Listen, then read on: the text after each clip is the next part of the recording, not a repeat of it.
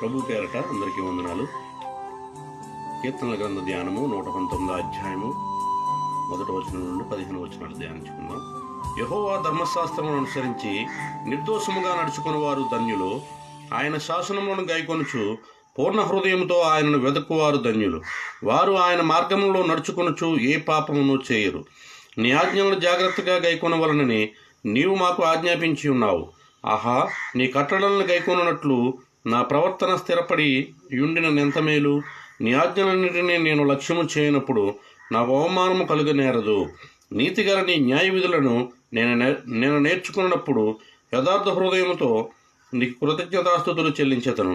నీ కట్టడలను నేను గైకొందును. నన్ను బొత్తిగా విడనాడకుము. యవనస్తులు దేనిచేత తమ నడత శుద్ధిపరుచుకొందురు?